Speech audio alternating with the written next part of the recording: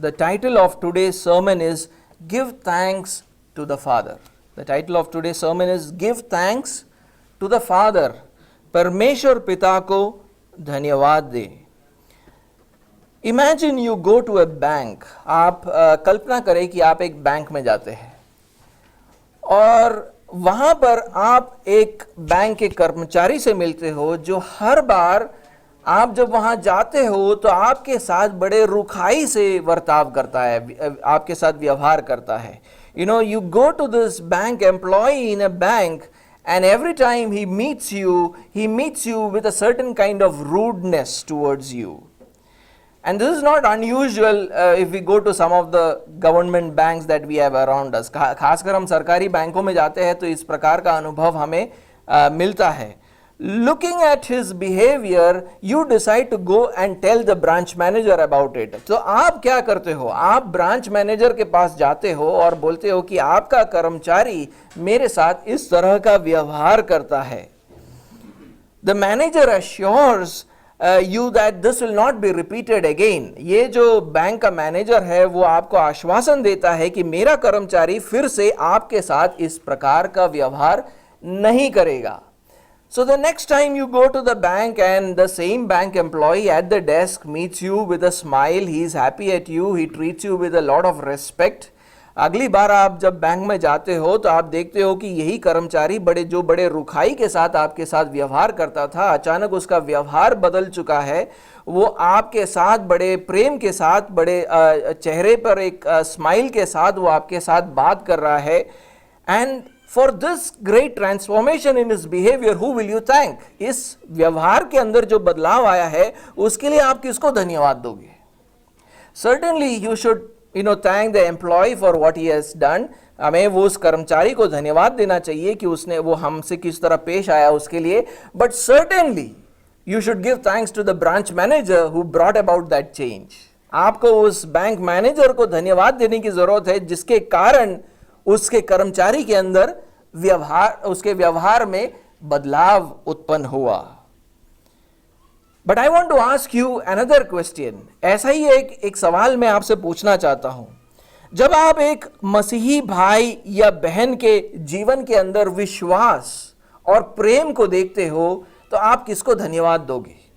Another question, the question that I want to ask is, when you see a Christian brother or sister showing faith and love, whom do you thank?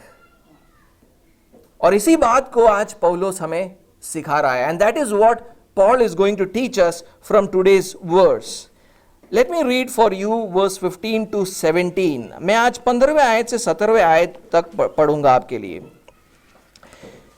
For this reason, because I have heard of your faith in the Lord Jesus and your love towards all the saints, I do not cease to give thanks for you, remembering you in my prayers, that the God of our Lord Jesus Christ, the Father of glory, may give you a spirit of wisdom and of revelation in the knowledge of Him.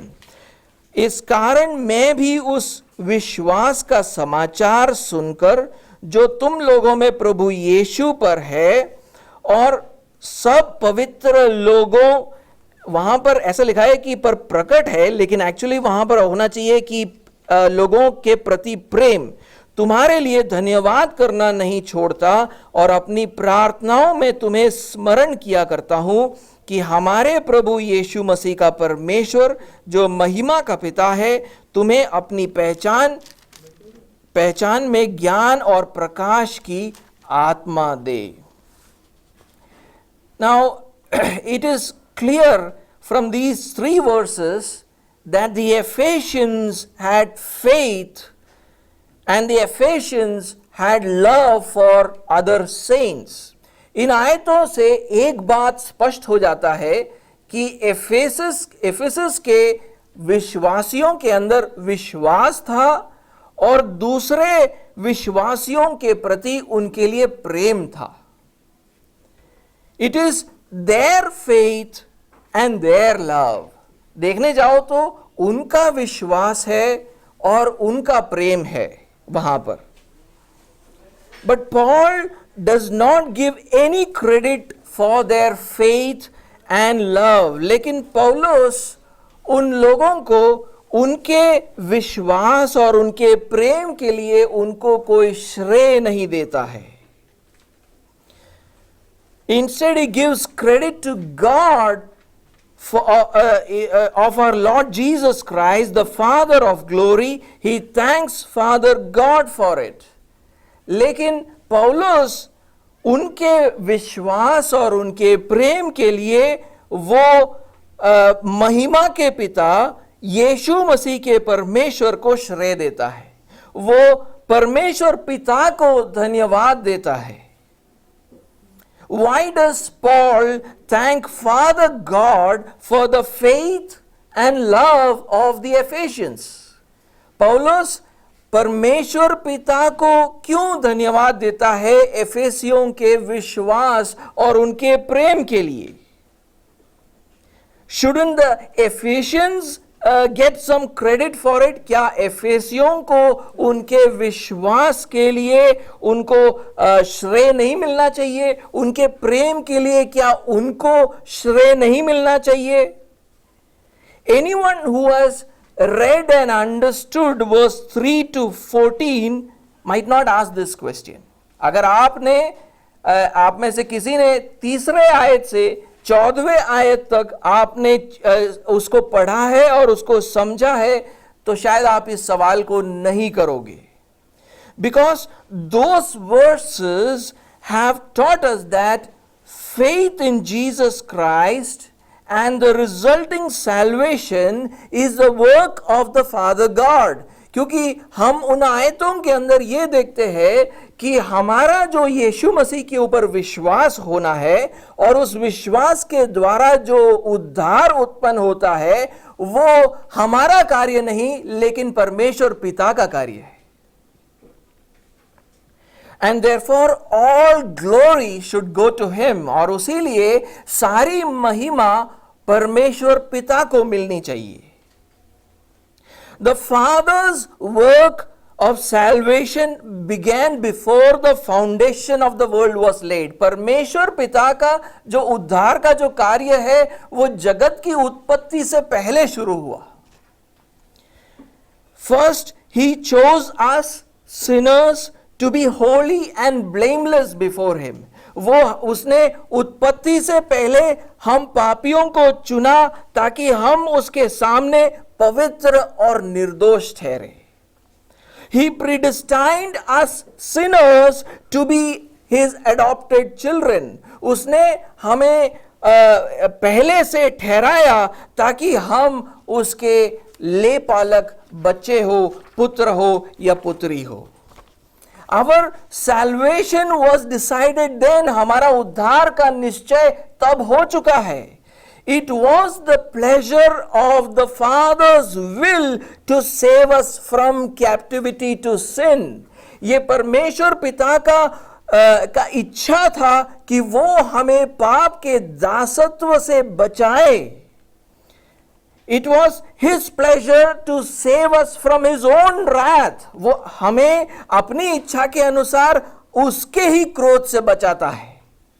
And he saved us from punishment of eternal death. और उसने अनंत मृत्यु को से हमको बचाया. Let us read that in Ephesians chapter 1 verse 4 and 5.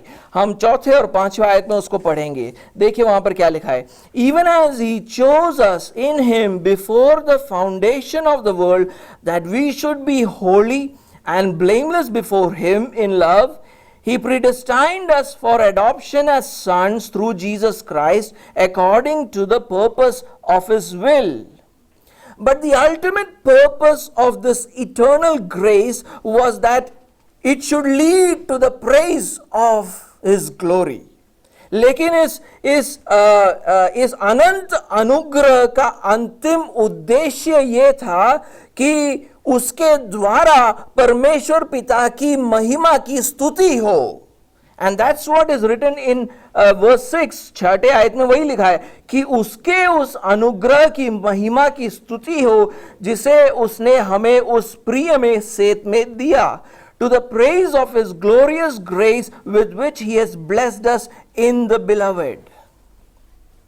Now the Father's work of salvation began before the foundation of the world. परमेश्वर पिता के जो ये उद्धार का जो कार्य है वो जगत की उत्पत्ति से पहले शुरू तो हो गया, but it continued in history when he sent his son Jesus Christ to give his life as a ransom for many. लेकिन उस कार्य को इतिहास में जारी रखा गया जब उसने अपने पुत्र यीशु मसीह को भेजा ताकि वो हमारे छुड़ौती के लिए अपने जीवन को एक दाम के रूप में दे पाए. So that we will be redeemed from captivity to sin, ताकि हमारा जो है छुटकारा हो पाप के चंगुल से, पाप के दासत्व से. Read that in verse 7 and 8. हम 7वें और 8वें आयत में वो उसको पढ़ते हैं. In him we have redemption through his blood, the forgiveness of our trespasses, according to the riches of his grace, which he lavished upon us in all wisdom and insight. हमको उसमें उसके लहू के द्वारा छुटकारा अर्थात अपराधों की क्षमा उसके उस अनुग्रह के धन के अनुसार मिला है जिसे उसने सारे ज्ञान और समझ सहित हम पर बहुतायत से किया है. And the Father also gave us faith in Jesus through the gospel. और परमेश्वर पिता ने सिर्फ इतना ही नहीं किया लेकिन हमें विश्वास भी दिया उस सुसमाचार के द्वारा. The gospel was a very well kept mystery. ये जो सुसमाचार है वो परमेश्वर का एक सुरक्षित भेद था. Which he revealed into our hearts. परमेश्वर पिता ने उस भेद को हमारे हृदयों में प्रकट किया. And that is what we read in verse 9, और उसको हम 9वें आयत में पढ़ते हैं. It says, making known to us the mystery of his will according to his purpose which he set forth in Christ. क्योंकि उसने अपनी इच्छा का भेद उस भले अभिप्राय के अनुसार हमें बताया जिसे उसने अपने आप में ठान लिया था. And by revealing the truth into our hearts, he is gathering his chosen people and creation back to himself. और इस तरह उसके इस सत्य को हमारे हृदयों में प्रकट करने के द्वारा वो अपने चुने हुए लोगों को और सृष्टि को अपने तरफ इकट्ठा कर रहा है. And the sovereign grace of God working in our hearts is the modus operandi by which God is executing this cosmic reconciliation. परमेश्वर पिता के ये परम प्रधान अनुग्रह जो हमारे हृदयों में इस प्रकार प्रकट किया जाता है उसके द्वारा परमेश्वर इस जगत को अपनी तरफ एकत्रित कर रहा है. That's what we read in verse 10. 10वें आयत में हम उसी को पढ़ते हैं. As a plan for the fullness of time, the plan was to reveal his mystery into our hearts, and through that plan for the fullness of time to unite all things to him, things in heaven and things on earth. कि समयों के पूरे होने का ऐसा प्रबंध हो. प्रबंध क्या था? कि हमारे हृदयों के अंदर उस सत्य को प्रकाशित किया जाए. उस प्रबंध के द्वारा वो क्या कर रहा है? स्वर्ग, जो कुछ स्वर्ग में है, जो कुछ पृथ्वी पर है, सब कुछ वो मसीह में एकत्र करे. But once again, the ultimate purpose of this sovereign grace is that it should lead to the praise of the glory of the Father God. लेकिन इस अनुग्रह का, परम प्रधान अनुग्रह का उद्देश्य सिर्फ एक है कि उसके द्वारा परमेश्वर पिता की महिमा की स्तुति हो. And that's what we read again in verse 12. 12वें आयत में उसी को हम पढ़ते हैं. So that we who were the first to hope in Christ might be to the praise of his glory. कि हम जिन्होंने पहले से मसीह पर आशा रखी थी उसकी महिमा की स्तुति के हम कारण हो जाए. Now the Father's work continues in our hearts today. परमेश्वर पिता का जो कार्य है वो आज हमारे हृदयों में जारी है. शुरू अनंतता में हुआ, इतिहास में यीशु मसीह में किया, आज हमारे हृदयों में जारी है. The work of the Father God began in eternity, continued in history through Jesus Christ, and continues in our hearts today. He sends the Holy Spirit into the hearts of all those who believe in the gospel and Jesus Christ. कैसे जारी है? उसने अपने पवित्र आत्मा को उन सब के हृदयों के अंदर भेजा जिन्होंने सुसमाचार के ऊपर विश्वास किया और यीशु मसीह के ऊपर विश्वास किया. The Holy Spirit is written to be the pledge of our inheritance. वो बोलता है कि ये पवित्र आत्मा जो हमारे हृदयों में भेजा गया है वो हमारे मिरास या विरासत का बयाना है. In other words, the Holy Spirit is God's down payment. दूसरे शब्दों में बोले तो पवित्र आत्मा परमेश्वर की ओर से हमारे उद्धार का पहला किस्त है.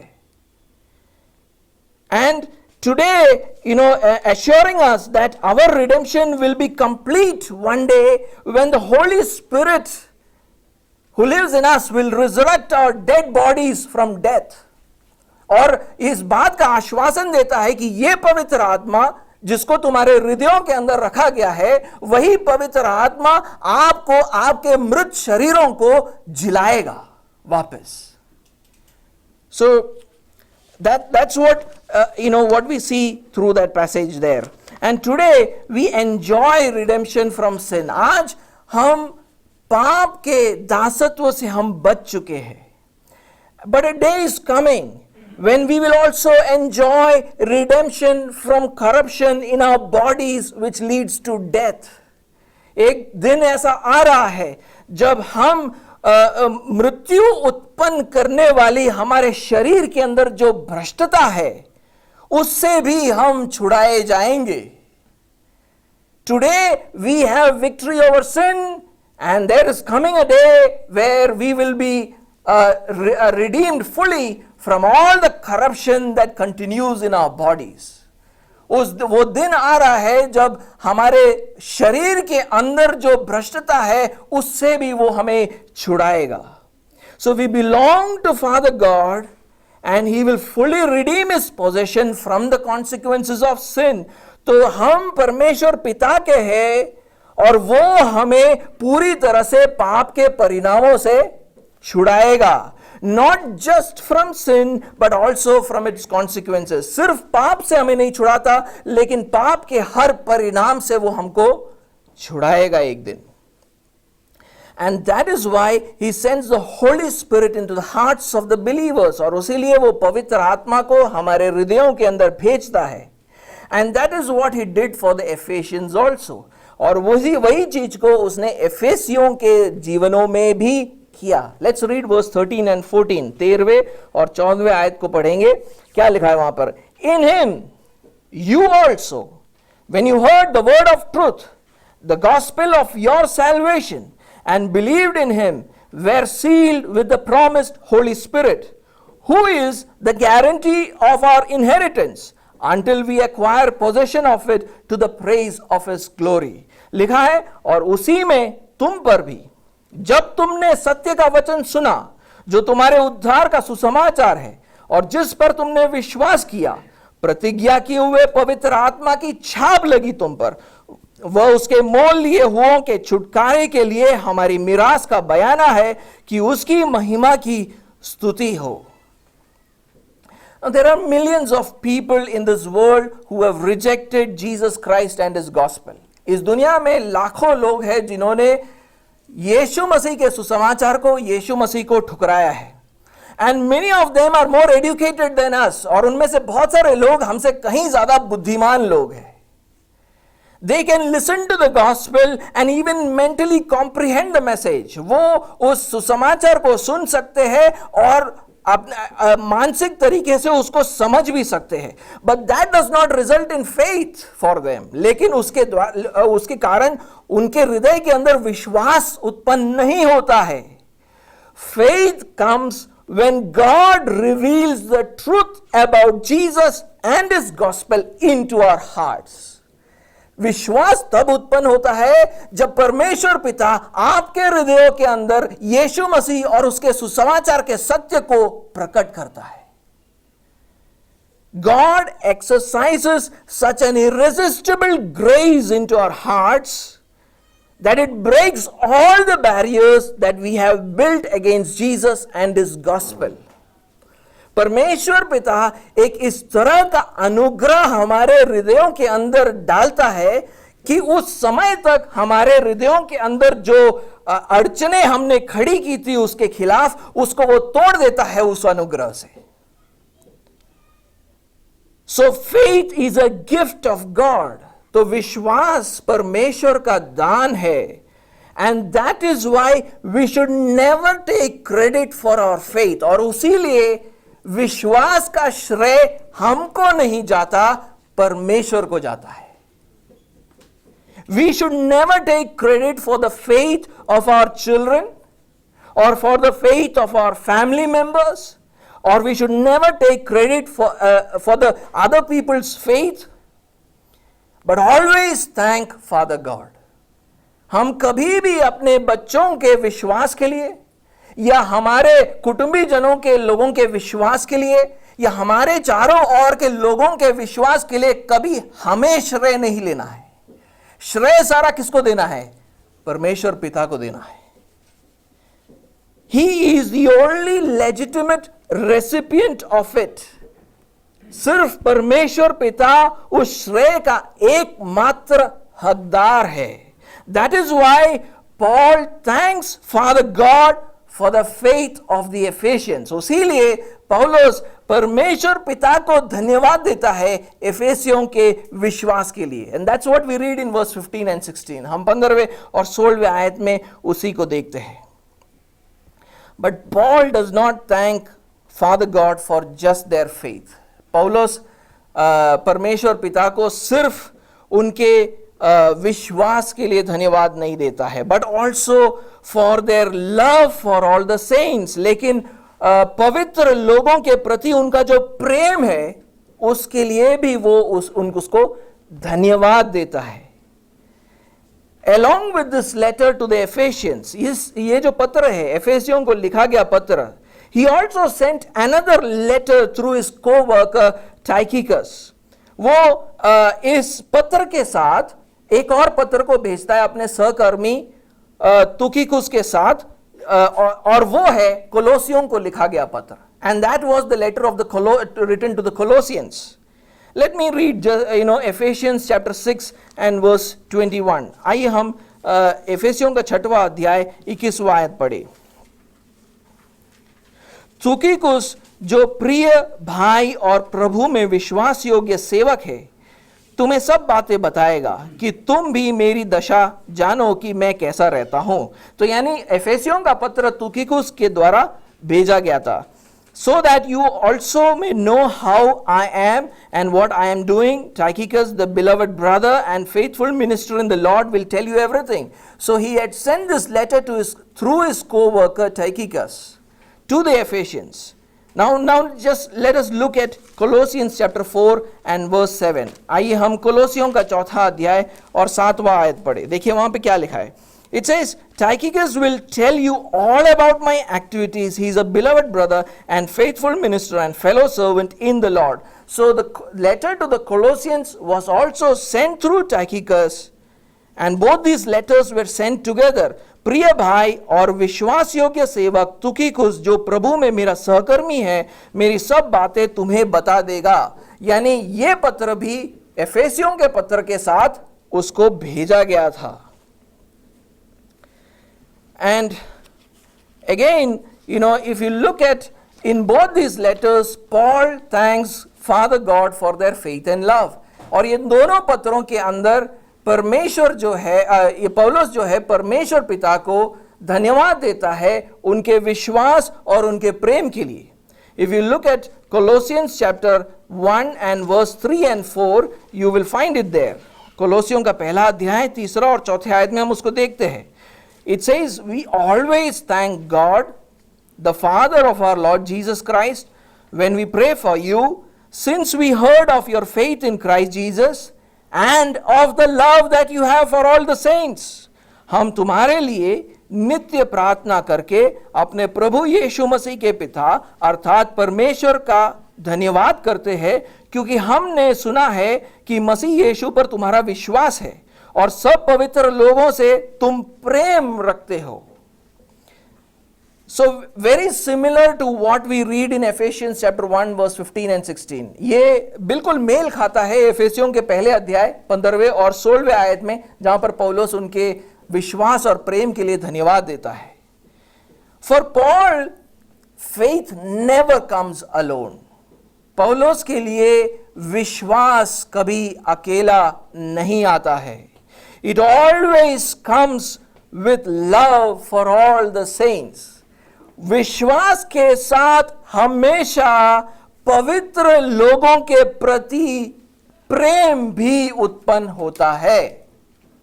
ये इन दोनों को अलग नहीं किया जा सकता. You can not separate both of them. Faith and also love for other saints. विश्वास और दूसरे विश्वासियों के लिए प्रेम, दोनों साथ में आता है. All those who believe in Jesus are called saints. We learned that in the very first verse of the book of Ephesians. जो कोई भी यीशु मसीह पर विश्वास करते हैं उनको पवित्र लोग कहा जाता है. उसको हमने पहले आयत के अंदर सीखा भी, एफेसियों के पहले आयत में ही. The apostle John also believed that a true believer in Jesus will love another believer in Jesus. प्रेरित यूहन्ना भी बोलता है कि एक सच्चा विश्वासी एक दूसरे विश्वासी से प्रेम रखेगा. यह ऐसा हो ही नहीं सकता कि एक विश्वासी दूसरे विश्वासी से प्रेम ना रखे.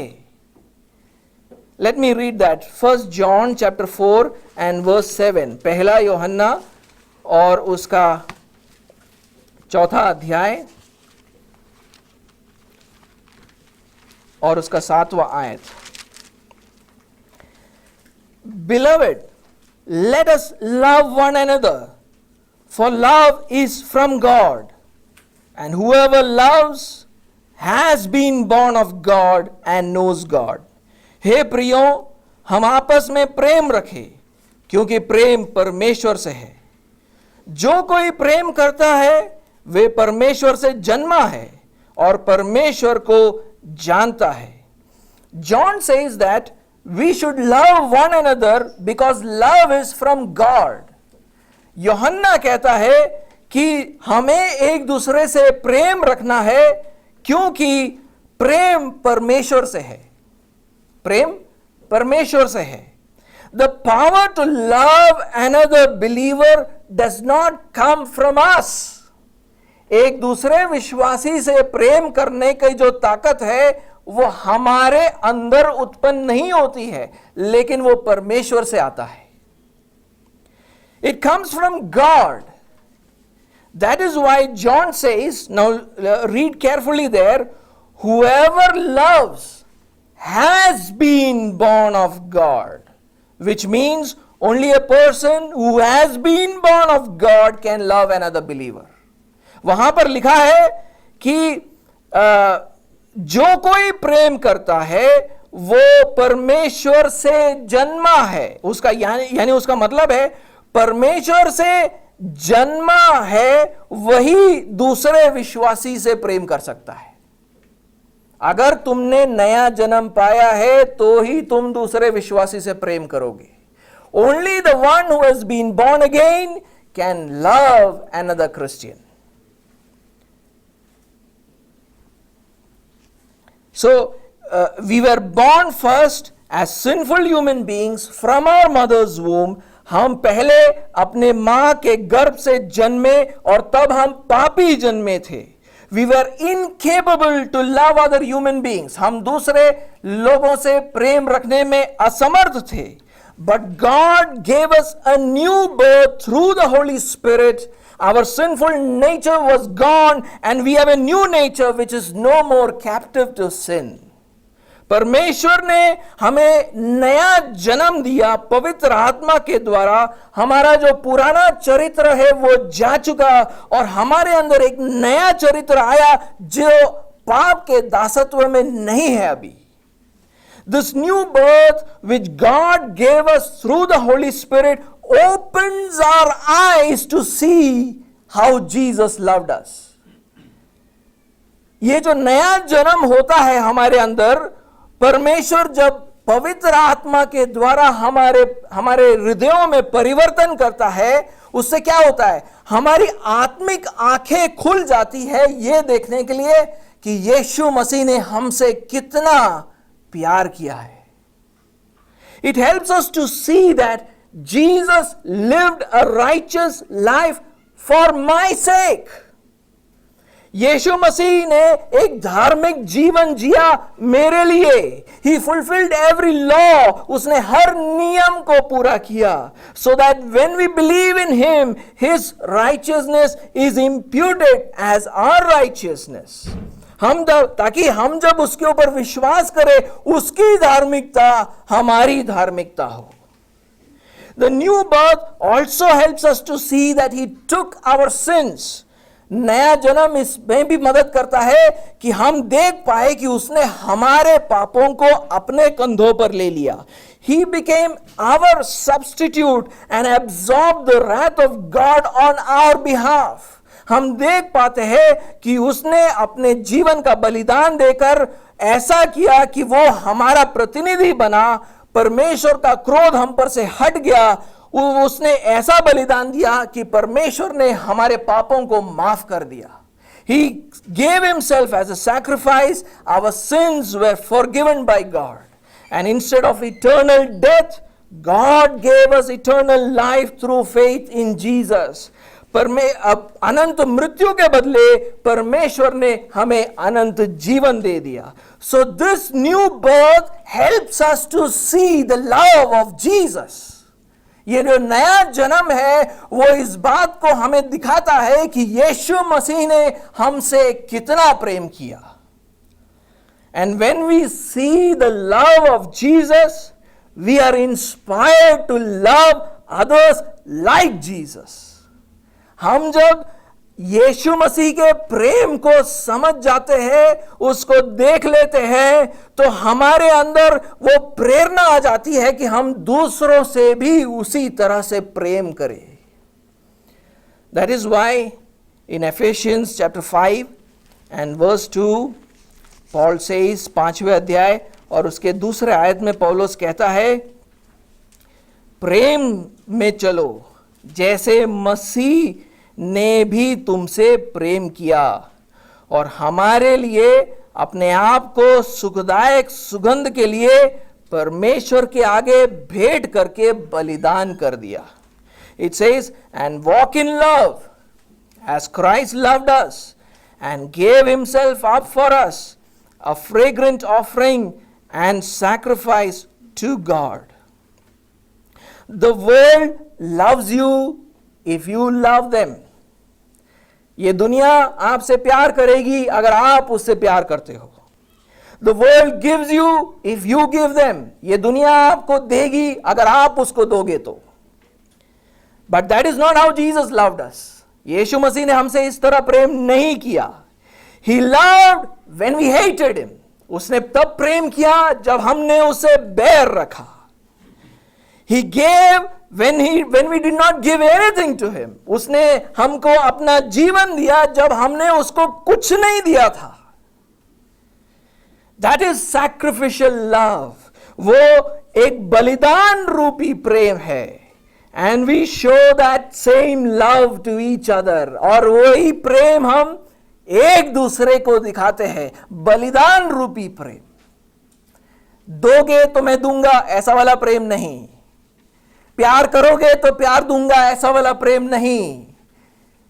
आप मुझसे बैर करोगे तो भी मैं तुमसे प्रेम करूंगा ऐसा वाला प्रेम. Not the kind of love which says you give and then I'll give. Not the kind of love which says if you love me then I'll love you. No. Even if you hate me, I'll still continue to love you. That's the kind of love that Jesus showed us. But this sacrificial love comes from Father God. ये जो बलिदान रूपी प्रेम है वो परमेश्वर पिता से ही आ सकता है. In 2 Corinthians chapter 8, Paul took the example of the Macedonian churches. दूसरे कुरिन्थी 8वें अध्याय में पौलुस मकिदुनिया के कलीसिया का उदाहरण देता है. These churches were facing great trials and deep poverty. ये कलीसियाएं क्लेश और भारी कंगालपन का अनुभव कर रहे थे. उनके जीवन में बहुत क्लेश और कंगालपन था. They were extremely persecuted and in deep poverty, yet they generously gave money to help other poor believers in Judea who were suffering due to a severe famine. लेकिन फिर भी इन लोगों ने यहूदा में बसे सहविश्वासियों को जो अकाल के कारण बड़े दुख उठा रहे थे, उनको बड़े उदारता से आर्थिक मदद भेजते हैं ये लोग. मकिदुनिया के कलीसियाएं, the Macedonian churches. And see what Paul says there. आइए हम देखें कि पौलुस क्या कहता है.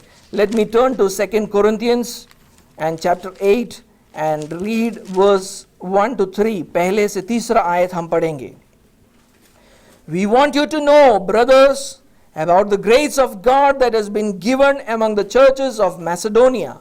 For in a severe test of affliction, their abundance of joy and their extreme poverty have overflowed in a wealth of generosity on their part.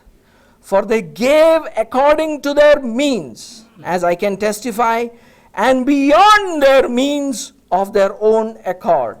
अब हे भाइयों, हम तुम्हें परमेश्वर के उस अनुग्रह का समाचार देते हैं जो मकिदुनिया की कलीसियाओं पर हुआ है, कि क्लेश की बड़ी परीक्षा में उनके बड़े आनंद और भारी कंगालपन में उनकी उदारता बहुत बढ़ गई. उनके विषय में मेरी ये गवाही है कि उन्होंने अपनी सामर्थ भर वरन सामर्थ से भी बाहर मन से दिया. And Paul says that these believers gave beyond their ability. पौलुस बोलता है कि उन्होंने अपने सामर्थ से बाहर जाकर दिया. सामर्थ से बाहर जाकर दिया. How could they give beyond their ability? वो अपने सामर्थ से बाहर जाकर कैसे दे सकते?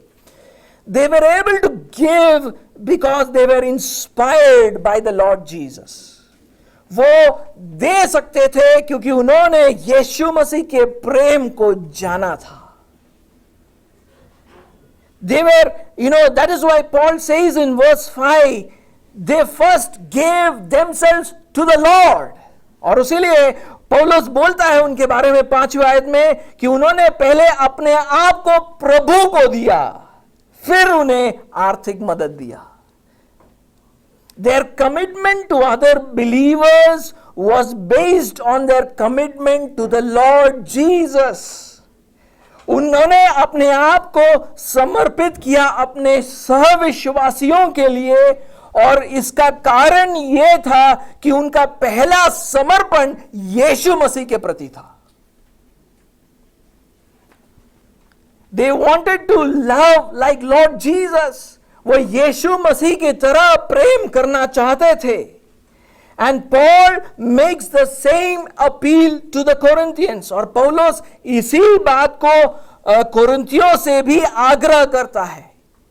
He tells them to look at the love of Jesus and give to other believers like the Macedonian churches. वो कोरिन्थियों के चर्च कलीसिया को बोलता है, तुम भी यीशु मसीह के प्रेम को देखकर दूसरे सहविश्वासियों का तुम भी मदद करो. आइए हम 9वां आयत पढ़े. Let's read that in 2 Corinthians chapter 8 and verse 9. For you know the grace of our Lord Jesus Christ, that though he was rich, yet for your sake he became poor, so that you by his poverty might become rich. लिखता है, तुम हमारे प्रभु यीशु मसीह का अनुग्रह जानते हो कि वह धनी होकर भी तुम्हारे लिए कंगाल बन गया, ताकि उसके कंगाल हो जाने से तुम धनी हो जाओ. Those who have understood the love of Jesus will love other believers. जिन्होंने यीशु मसीह के प्रेम को जाना है, वो दूसरे सहविश्वासियों से प्रेम करेगा. But that understanding comes from Father God. लेकिन वो समझ परमेश्वर पिता से आती है. And that is why Paul thanks Father God for the love of the Ephesians. उसीलिए पौलुस परमेश्वर पिता को धन्यवाद देता है इनके प्रेम के लिए, एफेसियों के प्रेम के लिए. And he does it because it gives glory to him. और वो इसलिए करता है क्योंकि इससे परमेश्वर पिता की महिमा होती है. Most of you know we had our Christmas program on 22nd December. आप में से बहुत सारे लोग जानते हैं कि 22 दिसंबर को हमने क्रिसमस प्रोग्राम किया. It was a great Christmas outreach. बहुत अच्छा एक समय था जब हमने सुसमाचार बहुत सारे लोगों के साथ बांटा. We got many more guests on that day than we had even expected. हमने उस दिन इतने अतिथि पाए कि जहां हमने सोचा भी नहीं था. हमारे सोच से ज्यादा लोग उस दिन उस मीटिंग में आए. And at the end we fell short of tea and snacks. आखिर में जाकर हमारे पास लोगों को देने के लिए चाय और स्नैक्स भी बच नहीं गया. Most of our church members did not get any snacks. हमारे कलीसिया के लोगों को, ज्यादातर लोगों को स्नैक्स मिला ही नहीं. Some of us had made no dinner plans. We thought the tea and snacks would be enough. हमने शायद घर पे खाना भी नहीं बनाया था, ये सोचकर कि ये जो चाय और स्नैक्स है उससे काम चल जाएगा. And when we were ready to go back home, हम जब घर जाने के लिए तैयार हो रहे थे, one of our brothers from the church invited some of us to his home to have dinner. हमारे में से एक भाई ने हम लोगों को बुलाया कि आओ मेरे घर पर आकर तुम खाना खाओ. He did not think how he will arrange food for so many people. उसने ये नहीं सोचा कि मैं इतने लोगों के लिए खाना कैसे तैयार करूंगा. His love, he did not think how he will arrange, host so many people at his home. उसने ये नहीं सोचा कि इतने सारे लोगों को मेरे घर पे एक साथ कैसे बुलाऊं, कैसे मैं उनका मेजबानी करूंगा. His love for us overrode all those consideration. उनका जो प्रेम था हमारे प्रति इन सब चिंताओं से बढ़कर था. He took us home. वो हमें घर लेकर गया. He showed his hospitality. उसने हमको खाना दिया. He arranged food for all of us. सबको खाना दिया. And since that day, उस दिन से मैं परमेश्वर को धन्यवाद देता हूं. I thank God उस भाई के विश्वास और उसके प्रेम के लिए. I thank God every day for his faith and love. Whenever I remember him in my prayers, I thank God for his faith and love. मैं परमेश्वर को धन्यवाद देता हूं उस भाई के विश्वास और उसके प्रेम के लिए. Like Paul did, जैसे पौलुस करता है. Paul says in verse 16, I do not cease giving thanks for you while making mention of you in my prayers. 16वें आयत में पौलुस बोलता है, तुम्हारे लिए धन्यवाद करना नहीं छोड़ता और अपनी प्रार्थनाओं में तुम्हें स्मरण किया करता हूं. Paul thanked Father God for the faith and love of the Ephesians in his prayers. पौलुस ने अपनी प्रार्थनाओं में परमेश्वर पिता को धन्यवाद दिया एफिसियों के विश्वास और प्रेम के लिए. And Father God was glorified. और परमेश्वर पिता की महिमा हुई. In the same way, Father God is glorified every time when I thank him for the faith and love of this brother who invited us home that day. परमेश्वर पिता की महिमा होती है हर बार जब मैं इस भाई के लिए धन्यवाद देता हूं परमेश्वर पिता को उसके विश्वास और उसके प्रेम के लिए. And like Paul, I want to continue to thank God for his faith and love. मैं लगातार उस भाई के विश्वास और उस प्रेम के लिए लगातार परमेश्वर को धन्यवाद देता रहूंगा, ताकि लगातार परमेश्वर की महिमा हो, so that continually God is glorified. Do you see people around you who show such faith and love? क्या आप अपने चारों ओर ऐसे लोगों को देखते हो जिनका विश्वास है और साथ में प्रेम भी है? Do you thank God for their faith and love? क्या आप परमेश्वर को धन्यवाद देते हो उनके विश्वास और उनके प्रेम के लिए? If not, please start doing it. अगर आप नहीं करते हो तो करना शुरू करो। When you see another believer being kind to another believer, जब आप देखते हो कैसा एक विश्वासी दूसरे एक विश्वासी को की तरफ कृपालु है, when you see them being tender hearted towards another believer, कैसे वो दूसरे एक विश्वासी की तरह करुणामय है, when you see them forgiving people who have hurt them, जब आप देखते हो कि कैसे उन्होंने दूसरे लोगों को क्षमा किया जिन्होंने उन्हें दुख पहुंचाया है, when you see them encouraging others, जब आप देखते हो कि कैसे वो एक दूसरे विश्वासियों को प्रोत्साहित करते हैं, when you see children honoring their parents, जब आप देखते हो कि बच्चे अपने माता पिता का आदर कर रहे हैं, when you see a husband loving his wife, जब आप एक पति को देखते हो कि वो कैसे अपने पत्नी से प्रेम करता है, continually thank God for their faith and love, परमेश्वर पिता को धन्यवाद दो ऐसे लोगों के लिए, क्योंकि वो प्रेम उससे उत्पन्न हुआ है, because that love came from him, he put it in their hearts, he is the one who gave it to them, उसने उस प्रेम को उनके जीवन के अंदर डाला है। And when you do this, God will be continually glorified through your lives. और जब आप ऐसा करोगे, आप अपने भाइयों और बहनों के विश्वास और प्रेम के लिए धन्यवाद दोगे परमेश्वर को, तो आपके जीवन से हर दिन परमेश्वर को महिमा मिलेगी।